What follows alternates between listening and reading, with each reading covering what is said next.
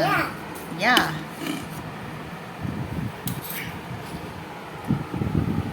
எப்படி இருந்துச்சு? செமையாக இருக்குது, டேஸ்டியாக இருக்குது. என்னன்னு கண்டுபிடிச்சியா? தெரியலையே, நான் இன்னும் என்ன ப்ரிப்பரேஷன் பார்க்கவே இல்லையே. எப்படி இருக்க? சூப்பர். கிரேப்ஸில் செஞ்ச ஃபுட்டிங். கிரேப்ஸ் புட்டிங்கா? ஆனால் அப்படி தெரியவே இல்லை, நான் கிவின்னு நினச்சேன். கிவின்னு சொன்னேன். கிரேப்ஸில் செஞ்சது. இப்போ குழந்தைங்கெல்லாம் பழம் சாப்பிட்லன்னு வச்சுக்கோ, இந்த மாதிரி செஞ்சு கொடுத்தா சூப்பராக சாப்பிட்ருவாங்க. ஹாய் ஃப்ரெண்ட்ஸ், வெல்கம் டு ஜோதிமா சமையல். இன்றைக்கி நம்ம வீடியோவில் என்ன பார்க்க போகிறோன்னா, சூப்பரான ஒரு ஃப்ரூட்டில் ஃபுட்டிங் பண்ண போகிறோம். குழந்தைங்களுக்கு ரொம்ப பிடிக்கும். ரொம்ப கலர்ஃபுல்லாகவும் இனிப்பாகவும் இருக்கும். பிள்ளைங்களுக்கு ரொம்பவே பிடிக்கும். இது எப்படி செய்யலான்னு பார்க்கலாம். இப்போ நான் வந்து ஒரு 1/2 கிலோ வந்து திராட்சை எடுத்திருக்கேன். திராட்சை வந்து நல்லா கழுவி சுத்தப்படுத்தியிருக்கேன். இப்போ அது வந்து மிக்ஸி ஜாரில் போட்டு அரைச்சி எடுத்துக்கலாம். ஏன்னா இதில் வந்து ஒரு ஃபுட்டிங் செய்கிறதுனால இந்த தோலெல்லாம் இருந்துச்சுன்னா அது நல்லா இருக்காது. அதை வந்து அரைச்சி நம்ம வடிகட்டி எடுத்துக்கலாம். இப்போ பாருங்கள், ஒரு 1/2 கிளாஸ் தண்ணி விட்டு அரைச்சி எடுத்துக்கலாம். இப்போ பாருங்கள், அரைச்சிட்டு வந்தாச்சு. இது வடிகட்டி நல்லா ஒரு கரண்டியில் அழுத்தி விட்டிங்கன்னா வெறும் சாறு மட்டும் வந்துடும். இது மறுபடியும் இதை மட்டும் போட்டு அரைச்சி எடுத்துக்கலாம். வேணால் கொஞ்சமாக ஒரு 1/4 டம்ளர் தண்ணி விட்டு அரைச்சிங்கனாலே போதும். இப்போ பாருங்கள், எல்லாம் சாறு எடுத்தாச்சு. இப்போ இந்த மாதிரி அழுத்தி விட்டு இது வந்து நம்ம தூக்கி போட்டுற வேண்டியதான். நமக்கு இந்த தண்ணி மட்டும் இருந்தால் போதும். இப்போ இதில் எத்தனை கப்பு வருதுன்னு பார்க்கலாம்.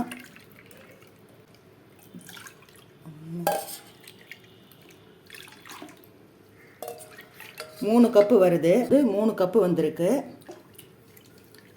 இப்போ பாருங்கள், 3 கப்பு ஃப்ரூட் ஜூஸுக்கு வந்து நான் வந்து 1 கப்பு வந்து கார்ன்ஃப்ளவர் எடுத்திருக்கேன். இது வந்து இதிலேயே போட்டு கரைக்க வேண்டாம், ஏன்னா கட்டி விழுந்துடும். அப்புறம் வந்து கட்டியாக இருக்கும், கரையவே கரையாது.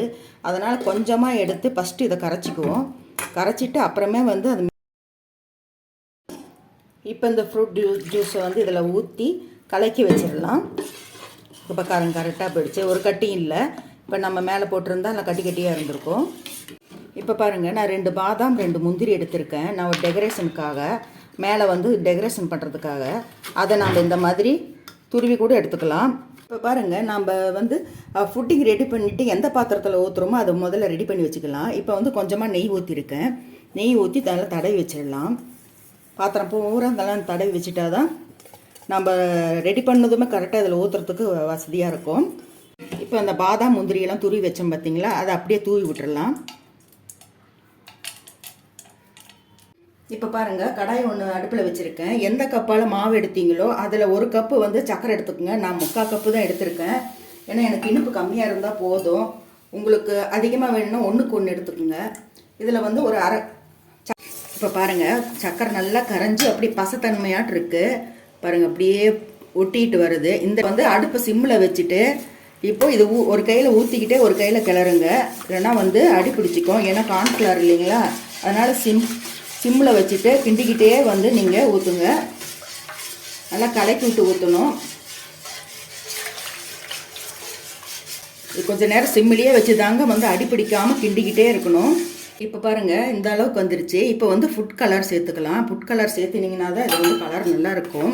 கை விடாமல் கிளறணும், ஏன்னா அப்போ தான் அந்த கிரேப்ஸ் கலர் அப்படியே வரும்.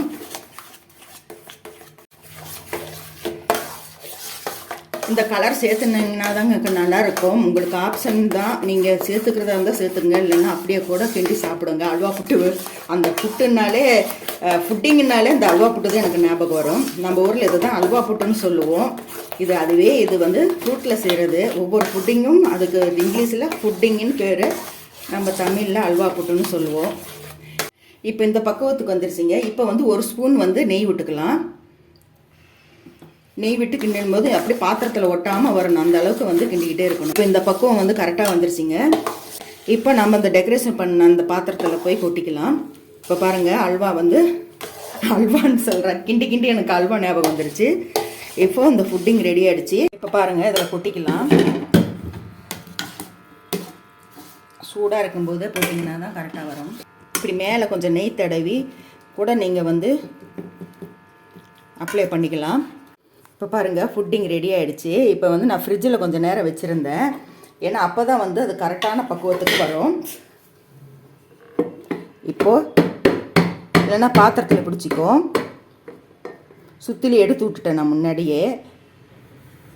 Wow, super! எவ்வளோ சூப்பராக வந்திருக்கு பாருங்கள். அந்த கிரேப்ஸே அப்படியே சாப்பிட்ட மாதிரி ஒரு ஃபீலிங்க. அல்வாவே தான் இது. கோதுமை அல்வா, ராகி, கேரட் அல்வான்ட்டு ஏதோ நம்ம பண்ணுறோம் இல்லைங்க, அந்த மாதிரி இது வந்து கிரேப்ஸில் அல்வா பண்ணால் எப்படி இருக்குமோ அதே தான். சூப்பரான டேஸ்ட்டுங்க, அருமையாக இருந்தது. இருக்குன்னா அந்த கிரேப்ஸே வந்து அப்படியே பழமாக அரைச்சி வச்சுருந்தா எப்படி இருக்குமோ அந்த டேஸ்ட்டில் இருக்குது. குழந்தைங்க இது விரும்பி சாப்பிடுவாங்க. ஏன்னா இது வந்து எங்கள் பேர குழந்தைகளுக்காக தான் செஞ்சு, அவங்க பழங்களை சாப்பிட்றதில்ல. இதில் நம்ம கொஞ்சம் கலர் கலக்கிருக்கோன்னா அதனால ஒன்றும் பிரச்சனை இல்லை. ஏன்னா கொஞ்சம் கலராக கொடுத்தா தான் சாப்பிடுவாங்க. இன்றைக்கே ஒரு நாள் சேர்க்குறது எந்த தப்பும் இல்லை. அதனால் நீங்கள் வேணான்னா நீங்கள் ஸ்கிப் பண்ணிக்கிங்க. மற்றபடி சூப்பரான ஒரு ஃபுட்டிங் ரெடி ஆகிடுச்சு.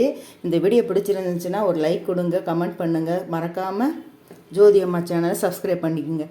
மீண்டும் உங்களை அடுத்த வீடியோ சந்திக்கின்றேன். பாய்.